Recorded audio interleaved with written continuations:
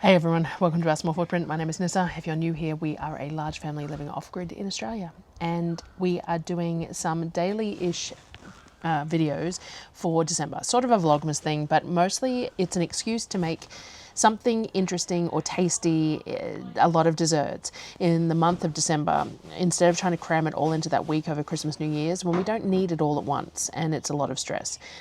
So I actually didn't get a video up this morning. I just didn't manage to stay up late enough to edit it last night, but you'll have seen it before this comes out. But I made a bunch of the viral donor meat. So what I'm going to do today is I'm going to mix up a couple of batches of dough and I'm going to make pizza rolls with some of that chicken that was used, and also some raspberry white chocolate ones, I think is what I want to do. I've been wanting to make them and I purposely bought raspberries last shopping trip to do that. So that is the plan at the moment. So first up we're going to mix up the doughs initially, and then we will go on from there. All right, I'm going to make up my light brioche dough for both of these, and each one uses half a tin of coconut cream. So we'll do two different batches to use for the two different items. Probably don't need quite that much, but I'm going to anyway because it's Christmas and it's a treat. So we're going to start out with about 180 to 200 grams of cream or milk of choice, and top that up to 900 in water. You need a bit more water. I couldn't find a bigger jar. We're going to put about 20 grams of yeast.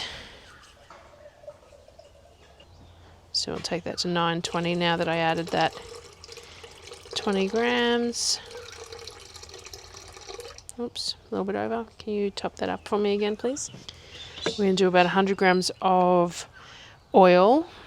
You can go up to 150, which I would if I was making this into hamburger rolls, but because I'm going to be handling it a little bit more, rolling it out and rolling it up, I'm going to hold back that 50 grams just to help with consistency.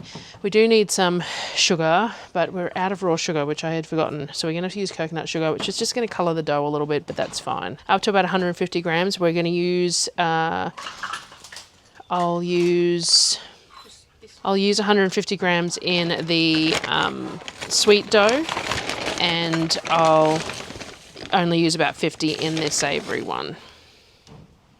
All right, so we've got the higher amount of sugar in this one. This one had the more cream in it too because it was the top of the tin, so this will be the sweet one. All right, a bit of salt. And then we are just going to add about 1,300 grams of bread flour. All right, and then we're going to need this, and we're going to need it for a good 5 minutes. It's a brioche dough. It's a good idea to knead it for a decent amount of time. I only have one of these bowls, so I'm going to put it on to knead, and then I'm going to pull it out, put it in a Canberra container, and make the second batch.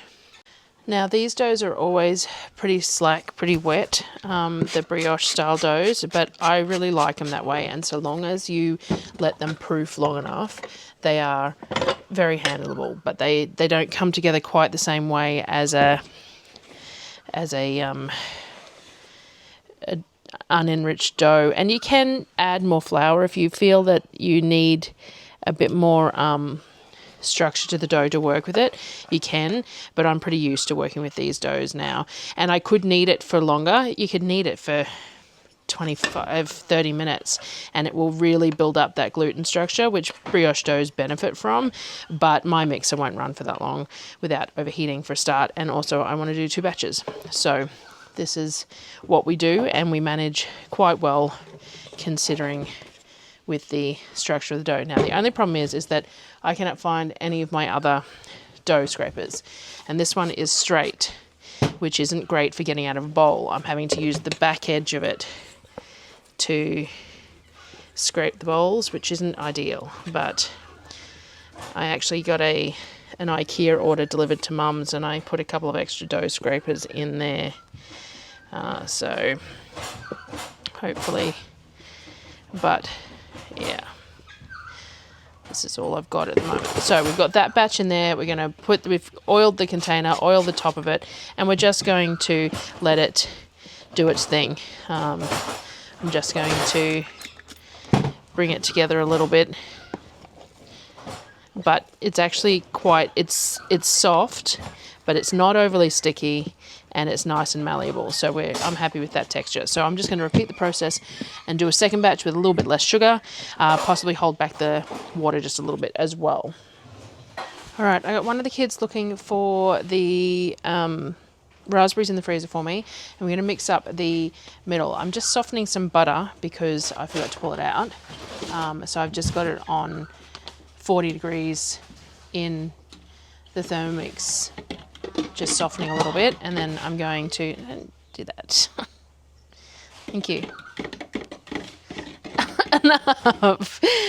Just softening it in the Thermomix. I'm going to mix a bit of vanilla and sugar and salt with it, and that's going to be the insides of the dough.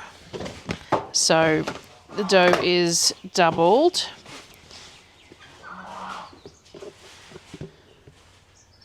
And I should have oiled that before I put it down, but I didn't think about it. So, yeah. Alright, just one is fine. Can you grab me the dough scraper out of the bowl that I had? I forgot to flour or oil the mat before putting it down because I was thinking about too far ahead of things. So, we're just going to bring it all together and it'll be fine. Now, I'm probably going to want to work with half of this at a time. So I'm going to put half of it back in the bowl.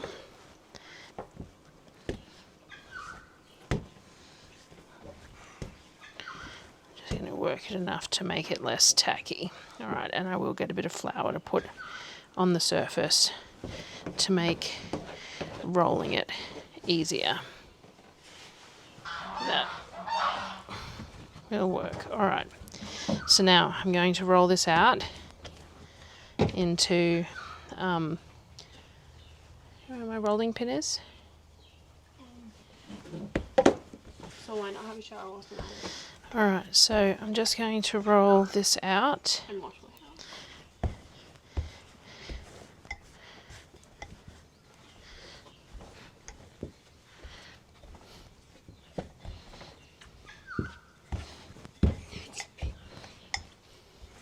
And we're going to add some sugar to this butter that is now softened and a little bit of vanilla. Bit of vanilla.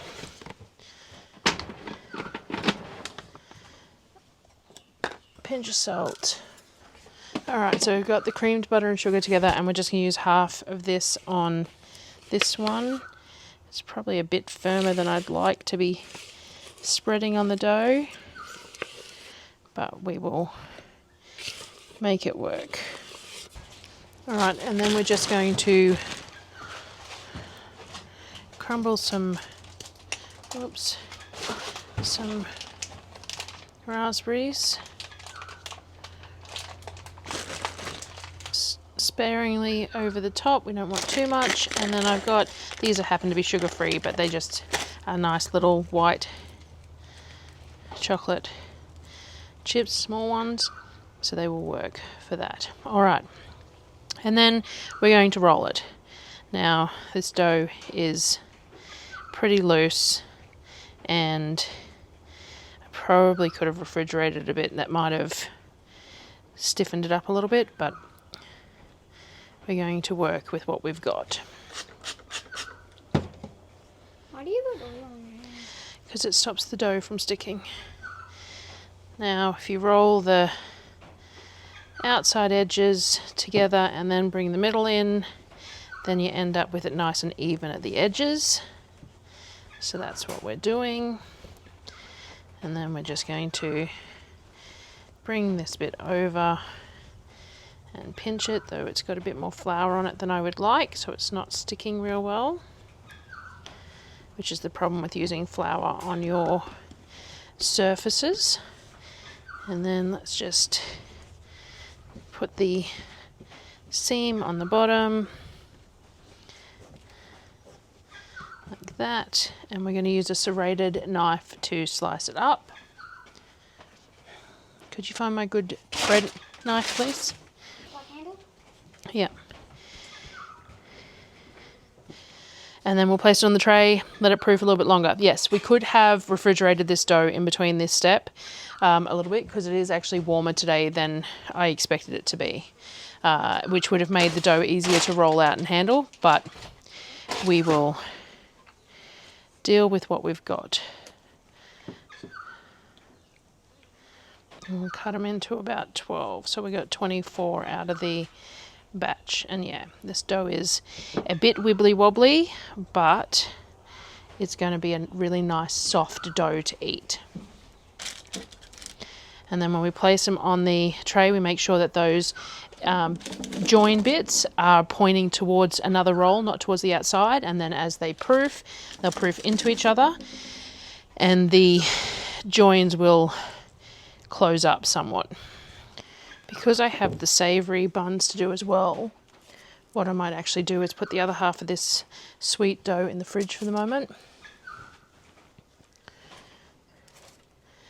And come back to it when it's a little easier to handle, because it's been refrigerated. So I think that's what I'll do. I think I'll throw this in the fridge for the moment.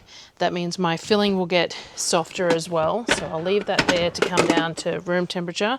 This can go in the fridge, these can go back in the freezer, and I will come back to this batch and show you the difference between the dough when it's been refrigerated, and we might roll them a different way. So these ones will proof up again. I'll cover them with some plastic, and these will proof up while I'm making the next lot. I might turn the oven on to preheat as well. And then we're going to move on to the savory. All right, so the savory ones. We have some bacon bits here. We have some of the doner chicken that we made yesterday, a jar of home canned pizza sauce, and I will grab some cheese and some pepperoni out as well. And we have our dough. So I'm going to split this one in half as well. And again, I possibly could have refrigerated it, but at the same time, this one was a bit stiffer, so it's a lot easier to handle than the really soft, sweet dough that I made. So it shows the difference in texture there. So all I'm going to do is bring it together, a lot easier to handle. In this temperature, I probably should have made the sweet one similar. And I'm just going to break it in half and work with one half at a time, so that we've got nice thin rollout for the pizza scrolls. So I'm going to do the same thing I did with the other one.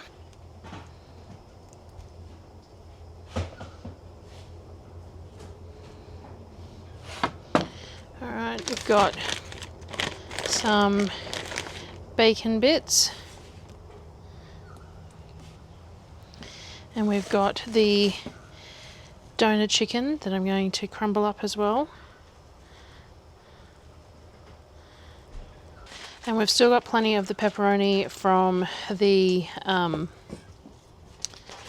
hampers that time. So I'm going to cut these into 12 as well. So I'm going to place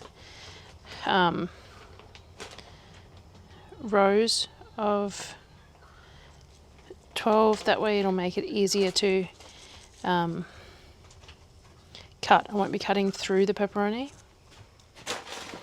approximately anyway. We'll see how we go. And then we're just going to sprinkle some cheese, not too much. We don't have a whole lot left this month for a start, but we also want it to stay in the things.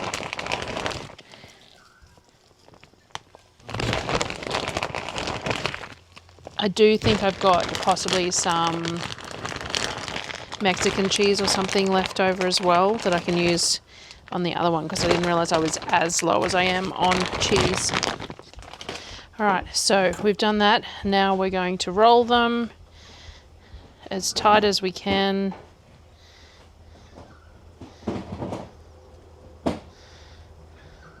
with this dough that's a little bit looser than is ideal.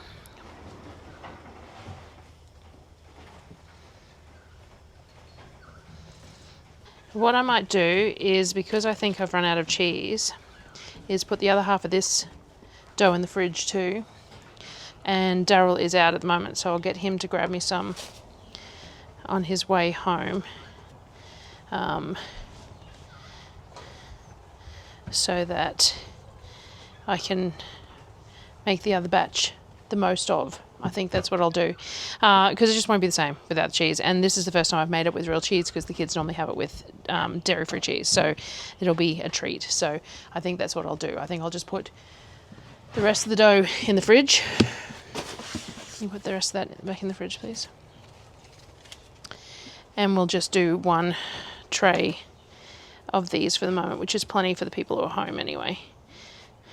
And of course it ended up being a bit more than 12, I would say. So we've got the pepperoni isn't going to be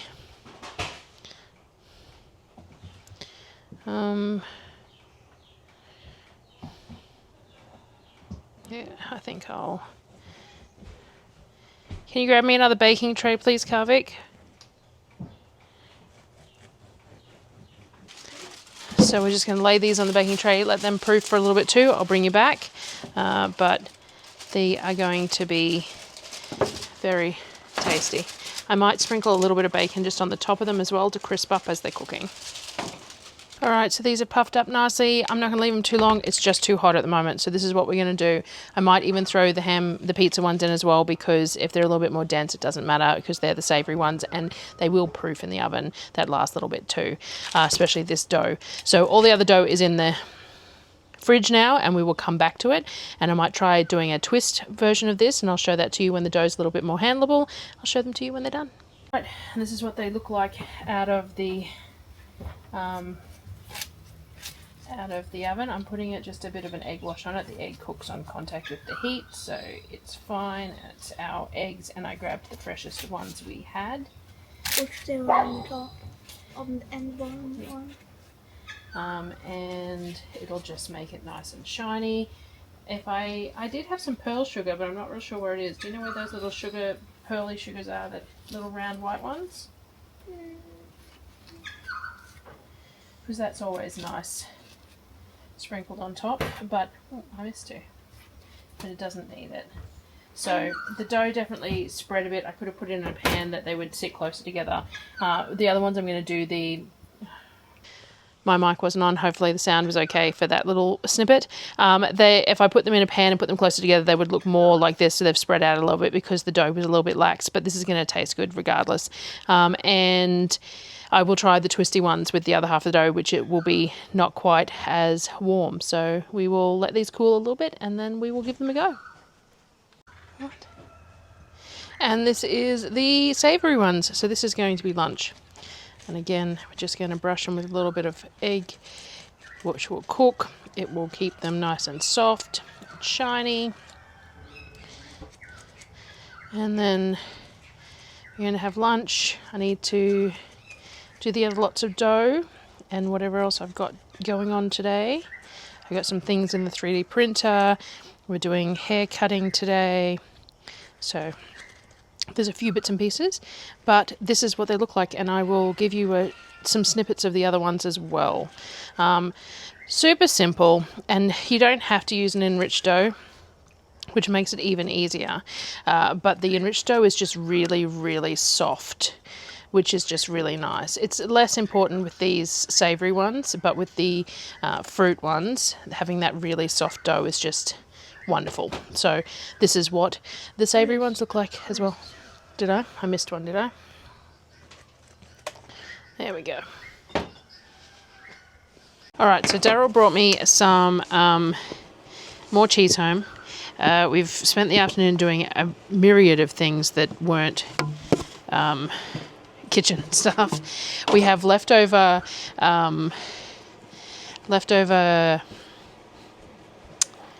risotto from last night. So what I'm going to do is I'm going to roll out this second half of the savory because they ate all the first half. You'll have to excuse my hands too. We've been doing hair dyeing. That's part of what we've been doing this afternoon. I will share that in a different video. So what was I saying? We ate all the first batch. Everyone ate the first batch, and we've been busy. So I've got leftover risotto in the fridge that I can heat up and add a bit of butter to use. So I'm going to make the rest of the pizza scrolls here that can be eaten with it. Now I just need to find my rolling pin. There it is. And we're going to roll this out.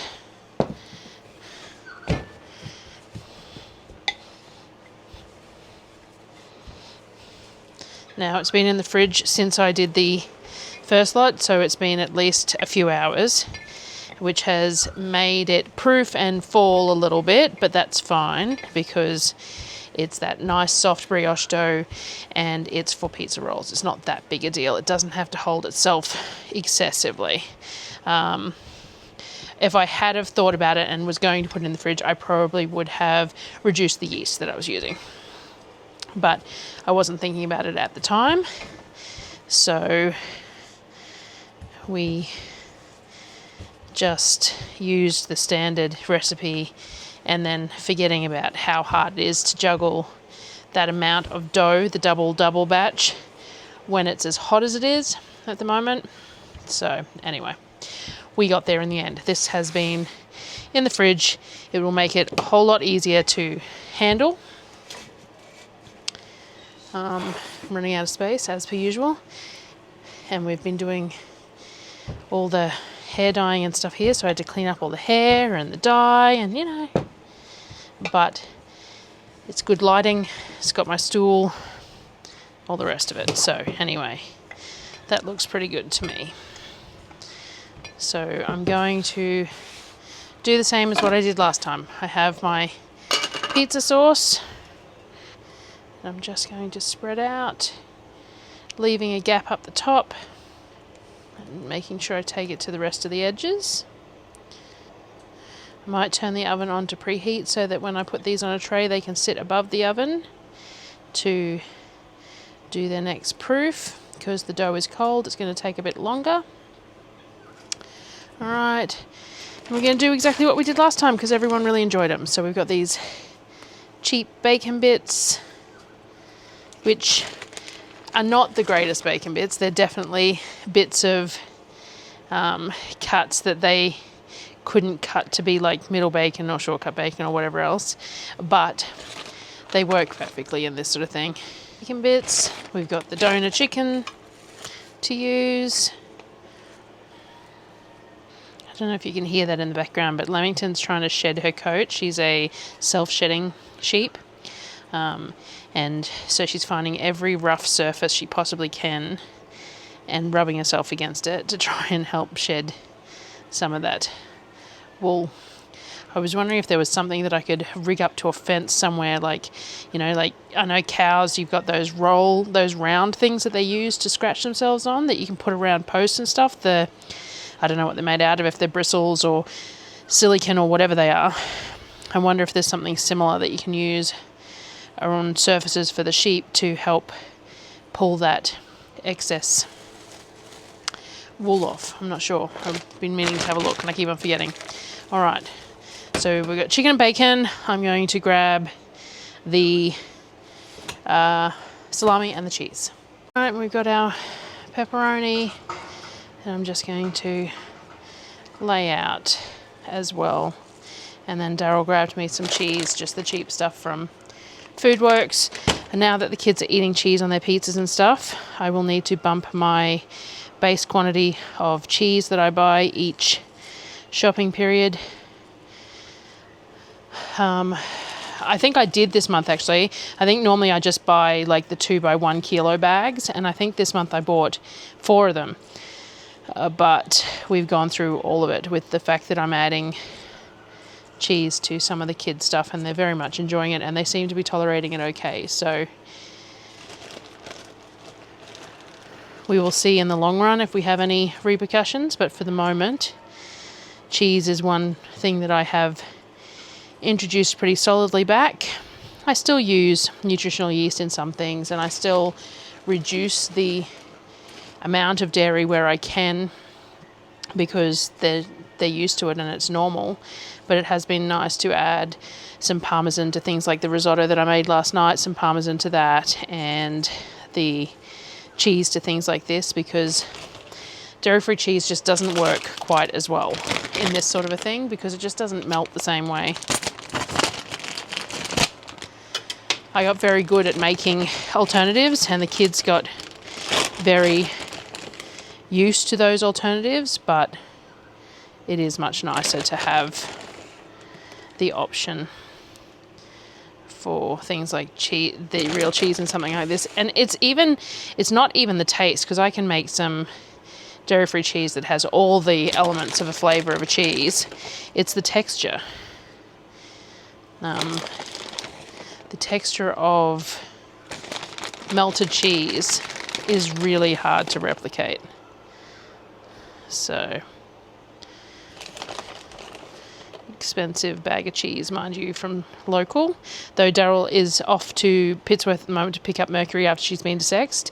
And so I did a quick click and collect for him at the Woolworths there with some cheese on it, so that we just have it for the next week and a half until I come back from the next shopping trip, so that we have the option to have pizza or whatever in that time if that's what we want. This dough does not want to roll for me. We will make it do what we need it to do. So, same theory. This is what the dough looks like after it's been in the fridge. We can do the same thing, and I'll probably do another batch of the Raspberry White Chocolate, because I have that other half of the sugar mix. I could do another flavour, but everyone seemed to like the Raspberry White Chocolate, and I like it, so, you know, may as well stick with it.